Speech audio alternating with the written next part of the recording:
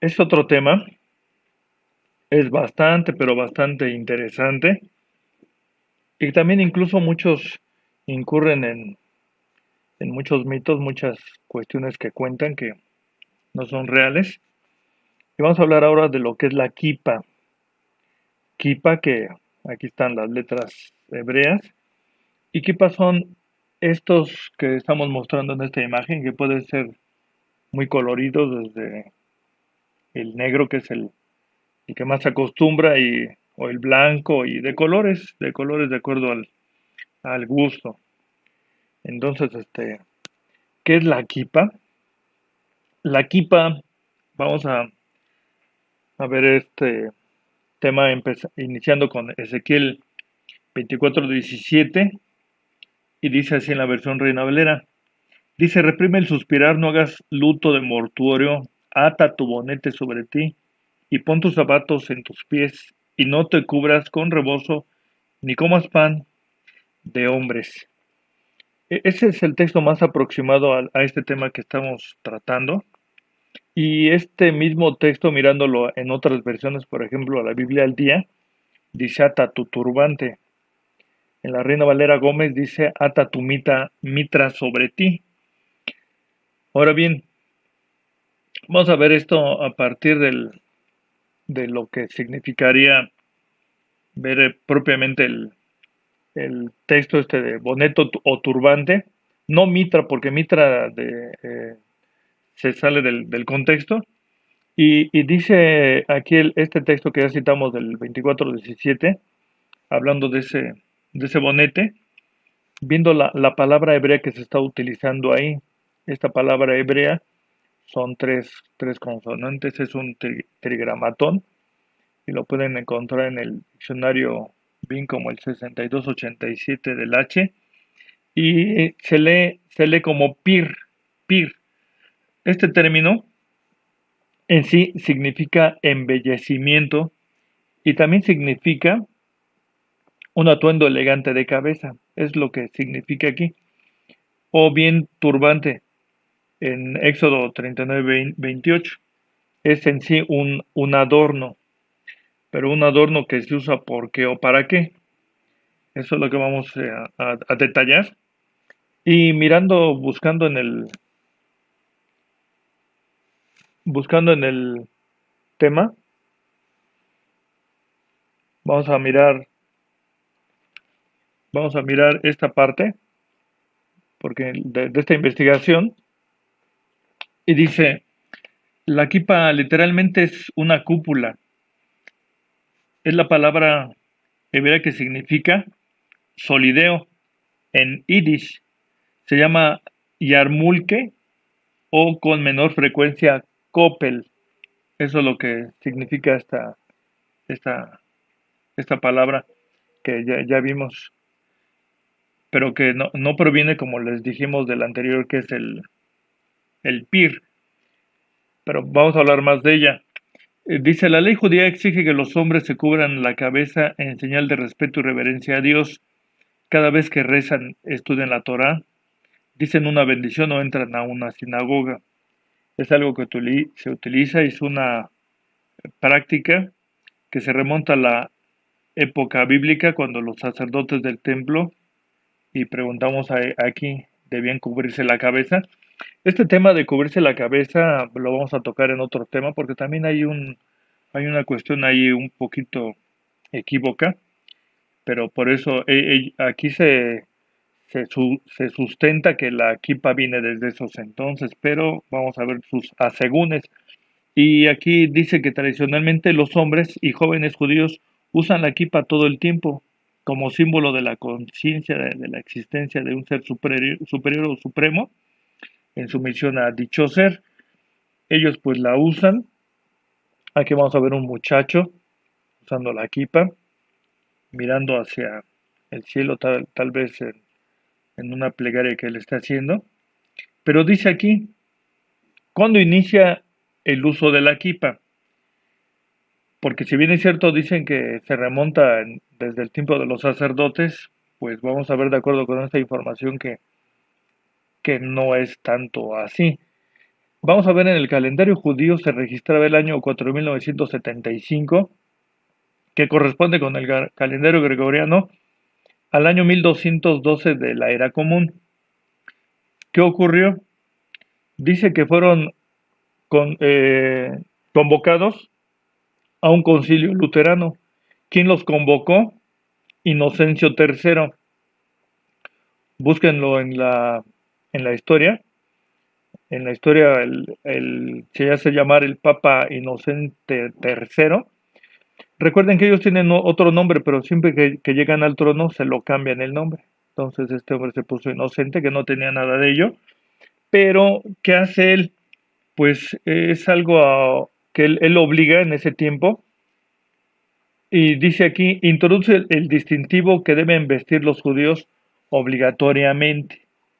Entonces este hombre empieza a imponerse fuertemente en contra de la comunidad judía y hace que ellos usen un atuendo específico, porque dicen, tenemos que reconocer cuando estamos hablando de un judío, como en el caso de Hitler, que les puso una estrella amarilla, ¿se acuerdan?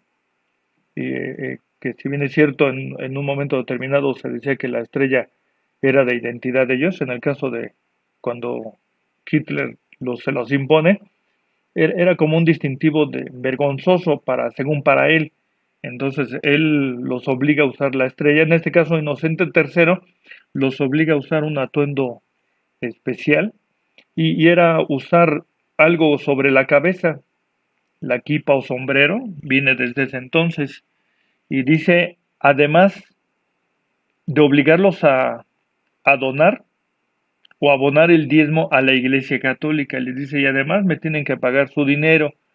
Y es algo que lo recogimos de esta fuente, de un rabino Daniel Oppenheimer. Búsquenlo también y ahí van a encontrar esta información que les estamos proporcionando. Y dice aquí, si bien la ley no exige en forma explícita su uso, ¿por qué? Porque no vamos a ver en el texto bíblico que se hable de la kipa, sino más bien se ve en el Talmud, se menciona esta práctica y a lo largo de la historia pasó a ser una costumbre judía. Pero es aquí importante esto porque alguien diría, bueno, pues que no el Talmud es antes del tal Inocente III. Sí, pero aquí según algunos comentaristas dicen que viene desde ahí, pero lo que ya mencionamos fue alguna fuente que ya recabamos y así lo menciona. Y lo ven en la historia y así se menciona ahí también. Y dice, vamos abajo, por lo tanto, uno no debería caminar ni siquiera sentarse con la cabeza descubierta. También hay que enseñarles a los niños pequeños a cubrirse la cabeza en la parte inferior. Es lo que sugieren los comentaristas judíos. Y dice aquí también, además de la usual kipa negra, muchos hombres usan kipot. Fíjense aquí, kipot es el plural de kipa, de toda clase de diseños y colores. Hay comunidades en las que se elaboran diseños de kipa que son verdaderamente obras de arte, como las que hacen los artesanos judíos en el Yemen y Georgia, la mayoría de los cuales ahora residen en Israel. Levítico 19:27, vamos a mencionarlo, dice aquí que eh, va a decir algo en apego a esto, pero vamos a ver algo previamente a esto, ya que dice aquí que para el católico también ellos si bien es cierto, obligan obligados por Inocente III a usarla, ya sea kipa o sombrero, ellos de por sí usan algo que llaman solideo, semejante a la kipa. El nombre lo dice todo, es dedicado al dios Sol. Si se dieron cuenta, kipa significa solideo, o es lo equivalente al castellano, pero en la parte católica ellos sí le llaman solideo, pero no que venga de kipa, sino ellos el término solideo lo asocian desde origen con el dios Sol. Es un elemento de idolatría, de acuerdo con Ezequiel 8:16, se emplea la palabra hebrea shemesh, que significa forma del sol, y es justamente lo que los clérigos hacen al poner sus solideos en sus cabezas o bien rapan en redondo su mollera. Aquí vamos a ver la contraparte, para que no pensemos que no estamos diciendo que kipa es solideo. Deriva en el solideo, pero son los dos puntos de vista. Unos lo asocian con el dios sol, y en el caso de los judíos, que le llaman kipa, dice, y parece tener un origen en Ezequiel 24:17, la relación con el bonete, que es algo que se pone en la cabeza, o turbante, y se usaría como señal de duelo por la pérdida de la destrucción del templo. Es decir, la explicación que también se da es que ellos se cubren y hacen varias prácticas. Una de ellas es cubrirse la cabeza por la destrucción del templo, en señal del duelo de la destrucción del templo. Lo que estamos mencionando de los clérigos, vamos a ver Levítico 19:27. Vemos aquí en la versión Septuaginta, está en inglés, vamos a ver su correspondiente al español, la traducción, y dice, no haréis un corte redondo del cabello en vuestra cabeza, ni desfiguraréis vuestra barba. Aquí vamos a resaltar esto, porque miren, aquí están los clérigos, ellos no es kipa, sino es un rapado que hacen especial en redondo, todo lo de arriba está pelón, y dice, una costumbre bien arraigada entre los clérigos católicos, y, y no lo estamos inventando. Recurrimos a imágenes como esta de un San Alguien, y vean que su cabecita está descubierta, no es caspa, está descubierta. Vemos otra imagen y pueden así investigar de las imágenes que se tienen en el concepto católico y tienen sus imágenes así. Pero ¿qué creen? Que no solamente son ellos los que ponen sus imágenes con este detalle, si lo queremos llamar así, porque sí, y ahí lo está diciendo clarito, y consultamos esta versión Septuaginta porque creemos que es la que más se apega, esta parte que dice corte redondo del cabello. Vamos a ver esta parte porque decimos que no solamente son ellos. Aquí vemos que también a este cortecito que hacen, tonsura, que es corte en redondo. Si alguien quiere un corte de estos en la peluquería, nada más dígale al peluquero, quiero una tonsura y él ya sabe. Así se los va a hacer como ustedes gusten. Si quieren una letra arriba también igual. Pero bueno, decíamos que no solamente los clérigos lo fomentaron, sino que dice, también la imagen de Buda tiene un redondo hueco en la cabeza. Y no lo inventamos, ustedes búsquenlo. Y ahí está. Observen esta imagen del Buda. Y tiene un hueco en la parte de arriba. ¿Sí se dan cuenta? Esto es porque lo asocian a la adoración al dios Sol. En el caso de la kipa, que podemos relacionarlo con lo de Ezequiel, dice ahí el texto que ellos tendrían que usar un bonete porque vendría el momento donde Dios les quitaría lo que más, la identidad mayor para el pueblo judío, pues era el templo de Salomón, efectivamente. Y ese templo de Salomón, aquí tenemos una imagen eh, de una maqueta que así la piensa que pudo haber sido así, y aquí en esta imagen, pues vamos a ver en estas otras imágenes cómo se pone este templo de un modo majestuoso, hermoso, y todo esto fue de acuerdo con el diseño que le fue dado a Salomón, que en su momento quien lo iba a hacer fue el rey David, pero acuérdense que siempre se le dijo que él siempre no porque había derramado mucha sangre, y el que lo terminó edificando fue Salomón. Entonces, esto es de acuerdo con los comentarios que se dan en el texto bíblico, es que debía de llevar estas características. Y dice aquí muy importantemente, ¿por qué Dios mandaría destruir tan bella obra que él mismo ordenó construir? Porque ya lo mencionamos, fue algo que le fue dicho a las medidas y todo.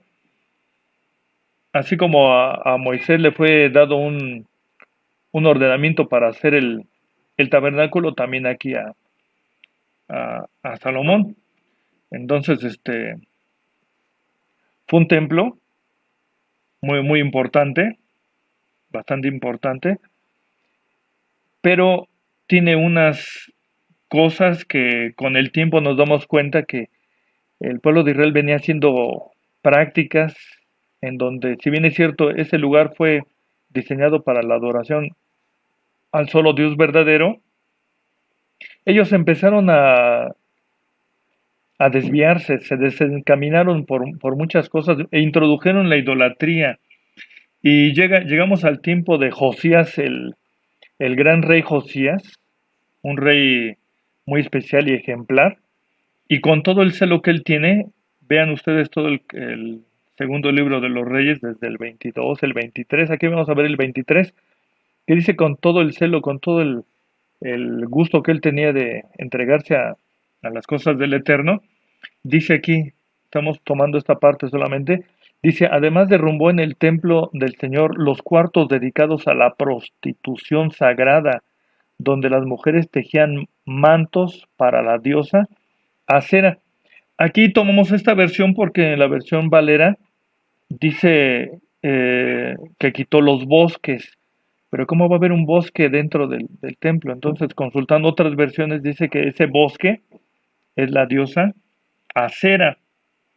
Vamos a ver cómo es que quitó esos cuartos que están ahí.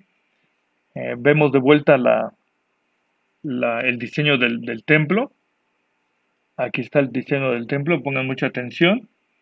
Y vamos a ver algo aquí que nos asombra, porque los mismos comentaristas ponen esto, dice, originalmente en el interior de ese templo debía haber solamente dos lugares, el santo y el santísimo. Pero ¿qué ocurrió? ¿Qué ocurrió? Sin embargo, hay cuartos perimetrales. ¿Cuáles son los cuartos perimetrales? Vamos a remarcarlos. Y fíjense, hay ayuno, ahí pintamos otro y sucesivamente así.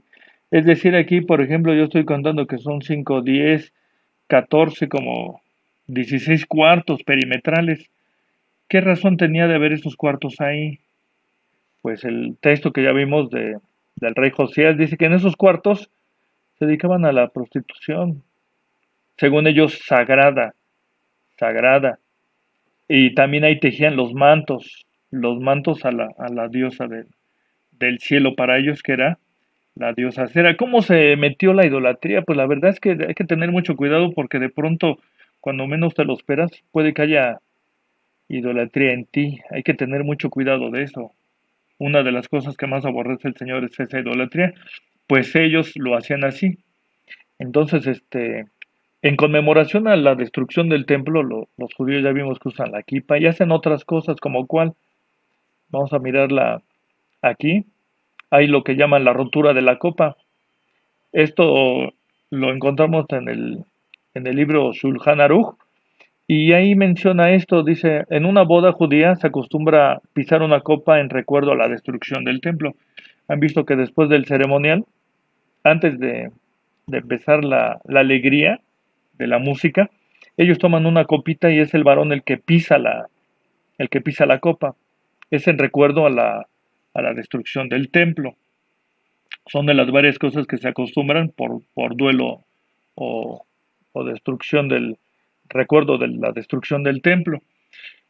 Vamos a ver aquí qué significa esto para nosotros. Implícitamente con el templo, habiendo templo que existía, por lógica un sacerdocio levítico, que existía, si hay sacerdotes, hay sacrificios, pero también existe algo en detalle, que son restricciones para los extranjeros. Y vean lo que es Levítico 22-25, que dice, el pan de los extranjeros no me lo ofrezcas, no me lo presentes, Deuteronomio 23, 7 y 8 dice que los extranjeros no van a tener parte ni hasta la 10ª generación. Entonces, ¿qué había? Pues había discriminación también de género. ¿A qué nos referimos? Solamente los hombres tienen cabida aquí y nada más es lo que había. Y también en el 5, exclusión del no israelita. Ya ven que al apóstol Pablo fue el motivo de que lo aprendieran porque le echaron la culpa de que él había contaminado el templo por haber metido supuestamente mintiendo a un extranjero.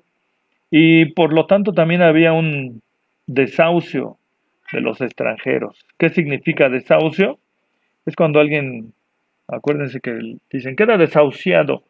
Entonces, desahucio para los extranjeros, dice el apóstol Pablo en los Efesios, que estaban sin Dios, sin Cristo, sin república, sin nada en el mundo, por eso es el desahucio. Habiendo templo, había estos 6 puntos que estamos destacando aquí. Por lo consiguiente, vamos a ver lo que nos viene diciendo aquí. Y dice aquí que hay un efecto dominó en lo que vamos a considerar. El efecto dominó es que acuérdense que tirando una pieza se caen todas las demás si está a la distancia de la pieza de dominó. ¿A qué nos referimos con esto? Que al eliminar el templo, en automático, la primera pieza del dominó es el templo. Esta, al quitarse, en efecto dominó, quita, quita la separación. ¿Qué separación? Los ritos que nos eran contrarios de acuerdo a Colosenses 2:11. ¿A qué nos estamos refiriendo? Una sola forma de salvación va a haber eliminando todo eso, va a eliminar los 6 puntos que mencionamos anteriormente y va a haber ahora solamente una forma para salvarse. ¿A quiénes? A los gentiles que se convierten a israelitas. ¿Por qué israelitas? Porque el gentil o la persona que busca a Dios y observa los mandamientos, en automático, esa persona va adquiriendo ese conocimiento importante que fue dado al israelita. Y no estamos inventando nada porque el mismo maestro, Jesucristo, él dijo allá en Juan 4, porque la salud viene de los judíos. Y a Natanael también él le dijo, he aquí un verdadero israelita. Por eso estamos diciendo eso, va a haber una sola salvación para aquel que quiere ser gentil israelita y por supuesto también para los judíos que se empiezan a llegar a acercarse. Y es que esto está sustentado en un texto bastante importante de Isaías 11:12 que también fraccionamos y dice, y levantará pendón ¿a quiénes? A los gentiles. Y sigue diciendo aquí, y juntará a los desterrados de Israel. Va a llegar el momento donde no solamente va a haber un llamado a los gentiles, sino conjuntamente con los desterrados de Israel que están esparcidos, y reunirá los esparcidos de Judá, considerando el reino del norte y el reino del sur. Y, y dice aquí, esto lo hará de los 4 cantones de la tierra, de los 4 puntos cardinales de todo el mundo los va a juntar y van a tener su llamado. ¿En dónde se acuerdan? De acuerdo al tema de la Nueva Jerusalén, pues ahí va a ser el punto de reunión prácticamente. Y vamos a ver algunos puntos, razones para destruir el templo, porque preguntamos, bueno, había idolatría, pero qué más, qué se iba a quitar? Entonces tenemos aquí como punto uno. Punto uno es eliminar el objeto susceptible de idolatría. ¿Por qué? Porque si el templo fue hecho para la adoración de un solo Dios, la cuestión es la siguiente. ¿Por qué en el segundo libro de los Reyes 18:4 dice la serpiente adorada en el templo? Vino el rey Ezequías y dice que se da cuenta que escondidamente, escondidamente la gente ya había puesto la serpiente que hizo Moisés, la hechura de Moisés, y la adoraban ahí, le quemaban perfume, imagínense nada más, un templo hecho para un solo Dios, y ya estaba un ídolo tremendo ahí que hasta que vino todos los reyes que vinieron, porque incluso el mismo rey David ya para entonces lo hacían esto, porque la serpiente ahí estaba ya en el templo, pero hasta que vino el rey Ezequías es el que vino y le hizo pedazos, la deshizo completamente, y eso se hacía en el templo. Y luego también dice aquí que también se destruyen los objetos consagrados a Baal y a Acera. En el segundo libro de los Reyes 23:1 dice de Baal y bosques, pero bosque siempre va a ser esa figura, figura de que en un tronco hacían la figura de una mujer, le llamaban acera. Entonces, eso era lo que también metieron al templo. ¿Por qué lo metieron? Pues es que la idolatría en cualquier momento se puede filtrar. Y dice, también es destruida la imagen de acera en el 23:6 del segundo libro de los Reyes. Lean con cuidado ese libro y van a ver todo lo que hizo el rey Josías, un rey bastante ejemplar. Como punto 1.4, también los cuartos de prostitución acera.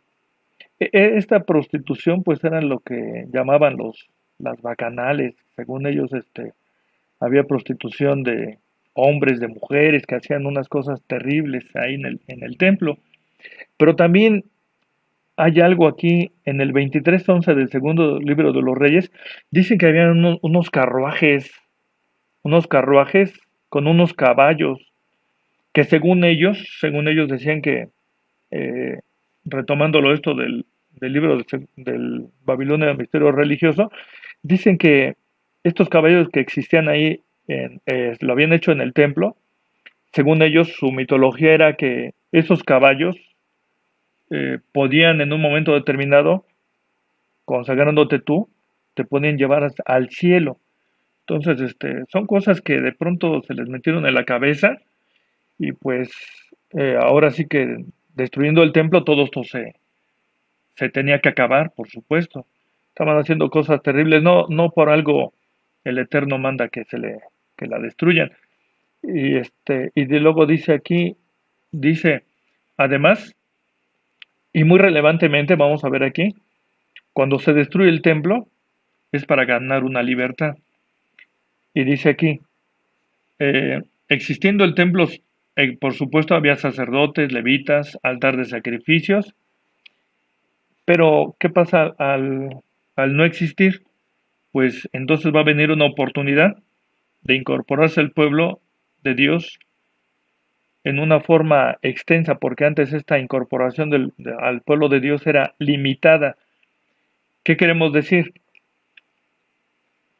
Siempre se han incorporado, siempre a través de la historia bíblica, se incorporaron gentiles o gentes no israelitas al pueblo de Israel, valga la redundancia. ¿Como quiénes? Y vean por qué estamos diciendo que los gentiles se metían al templo de una forma, perdón, al pueblo de Israel de una forma limitada. Como quienes, vamos a poner algunos ejemplos. Ejemplo, Caleb. Caleb, hijo de Jefones en Eseo, en Números 32:12. Él no era israelita de nacimiento. Él era hijo de Jefone de Cenas, dice ahí el texto. Entonces él era de un origen gentil. Otra más que se mete al pueblo de Israel es la hija de Faraón. Es interesante porque se ve que ella sale, sale con lo que dice ahí Éxodo 12:48, donde dice que también salen una grande multitud de extranjeros con el pueblo de Israel. Entre ellos se filtra la hija de Faraón, ¿sí? Luego también otro ejemplo de gentiles que se incorporaron al pueblo de Israel, pero son poquitos realmente los que se mencionan. No estamos diciendo que solamente fueron ellos, debieron haber sido más, pero lo vemos que es de una forma limitada. Es este caso de Raab, ¿se acuerdan? Esta mujer que tenía ese oficio, que era de dedicarse a la prostitución y ella eh, era ramera, y ella se mete de lleno al pueblo de Israel. Otro caso es Uría Eteo. ¿Se acuerdan de ese hombre? Bien, ellos son algunos ejemplos de los gentiles que pusieron meterse al pueblo de Israel, pero insistimos, era de una forma limitada, limitada porque ya con los textos que vimos de Deuteronomio 23 dice que hasta la 10ª generación o a la tercera, según el caso, para los movitas ni a la 10ª, y en otros casos era hasta la tercera generación. Y lo que vimos en números 22-25, Levítico, perdón, 23-25, ahí nos está mencionando que el pan de hijo de extranjero no me lo vas a aceptar para nada. Entonces, cuando se destruye el templo, viene lo que llamamos una oportunidad colectiva.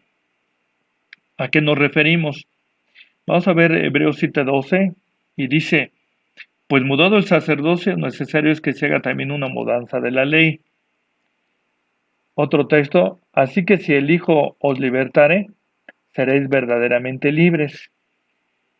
Y vamos a explicarlo. Y dice aquí, 3:11 el apóstol Pablo, por tanto acordaos que en otro tiempo vosotros los gentiles en la carne, que eras llamados sin circuncisión por la que se llama circuncisión hecha con mano en la carne. Entonces, estos tres los explicamos y en su primer momento aquí cuando se quita el templo se quita el sacerdocio y ahora nosotros, quien toma ese lugar va a ser el Hijo de Dios exactamente, de acuerdo al orden de Melquisedec, que también lo dice Hebreos. Entonces, se cambia la personalidad ese sacerdocio, que no solamente conforme a lo que dice Hebreos 10, sino que hablando de los sacrificios, que esos sacrificios venían a ser un tipo de Cristo, sino que incluso ellos también permitieron que se metiera la idolatría. Entonces, en el caso nuevo que se estableció con el Hijo de Dios, pues por supuesto que Él no iba a permitir semejantes cosas. Por lo tanto, viene una nueva modalidad de salvación para los gentiles y esto de forma colectiva. Acuérdense que el maestro le dijo a la mujer samaritana que vendría el tiempo donde no solamente en este monte adoraréis al Padre, sino en todo lugar adoraréis al Padre en espíritu y en verdad. ¿Qué quiere decir esto? Para nosotros la destrucción del templo no es nostalgia, no es tristeza, no es regocijo tampoco, pero sí nos hace ver una reflexión. Si estuviera el templo y hubiera ese sacerdocio, seguramente tú y yo estaríamos excluidos de estas cosas. Entonces, aquí vemos imágenes de esa destrucción del templo. ¿Se acuerdan que fue ejecutada por Tito Vespasiano y ya profetizado desde Daniel? Aquí está, destrucción del templo, debió de haber sido terrible, horroroso, porque murió mucha gente. Y vestigios de ello, pues aquí solamente vemos que queda este muro, que se llama el de los lamentos. Y vamos a ver aquí algo, un sustento bibliográfico de esto que estamos mencionando, y nos estamos refiriendo a la enciclopedia judaica, hablando de este tema. Damos un acercamiento a Yarmulke, que es en Yiddish y significa solideo. Y dice, es tradicional y aceptada en el judaísmo ortodoxo que no se debe descubrir la cabeza, por lo cual los piadosos suelen llevar un solideo en la cabeza debajo del sombrero.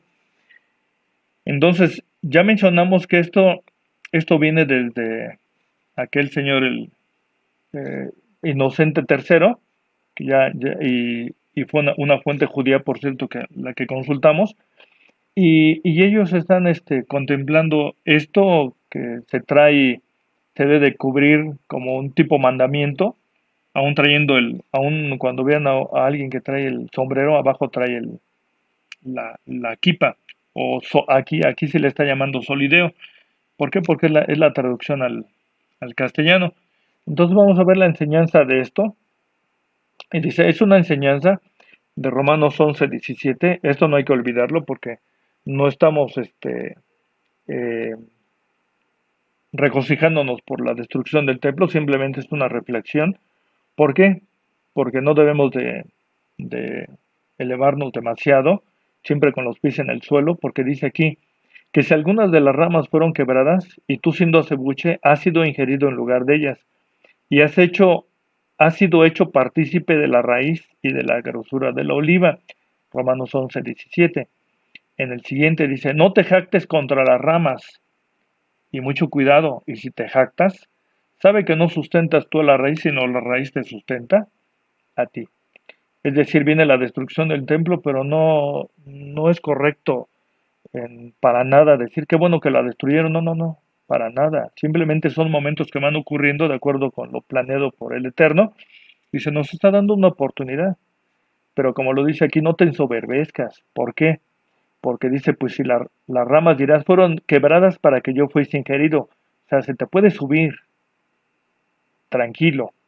Y luego dice el 20, bien por su incredulidad fueron quebradas, mas tú por la fe estás en pie. No te ensoberbezcas, no te sientas más. Antes, ten cuidado, que si Dios no perdonó a las ramas naturales, a ti tampoco perdone. Palabras fuertes del apóstol Pablo. Entonces, conforme a lo que estamos mencionando, decimos aquí,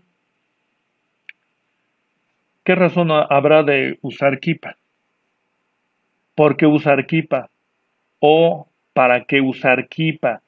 Ya vimos que en esta reflexión el dolor es para el judío por la destrucción del templo. En el caso nuestro, en esta reflexión, al no haber templo ni sacerdocio, ese es el momento que se nos da para podernos meter al pueblo de Israel de Dios, conforme a lo que dice Gálatas. Entonces dice aquí, celebremos que Dios perfeccionó la salvación. ¿Cómo? Incluyéndonos, por supuesto. Pero en esa celebración no vamos a alegrarnos de lo que ocurrió, sino simplemente es una reflexión de que nos tocó este momento importantísimo. Y dice aquí, 11:40 de Hebreos, proveyendo Dios alguna cosa mejor para nosotros, para que no fuesen perfeccionados sin nosotros. Aquí nos está incluyendo, la obra de Dios la perfecciona para incluirnos para una segura salvación. Y dice aquí, solo se justificaría usar la kipa en una circunstancia. ¿Cuál crees que sea? Solamente. En un momento dado o puedes usar la kipa. Vamos a mencionar cuál sería. Y dice aquí, una suposición. Cuando dos hermanos se encuentran en un lugar y le dicen uno al otro, ¿qué pasa, hermano? Solamente en esta circunstancia, disculpa la broma, solamente en esta circunstancia podremos justificar que se está usando la kipa, pero no para que te la pongas en la cabeza. Suscríbete a nuestro canal. Si te gustó este video, danos tu pulgar arriba y compártelo. Recuerda que puedes dejarnos tus dudas y sugerencias aquí abajo en los comentarios. Activa la campanita para recibir notificaciones de cada vez que subamos un nuevo video.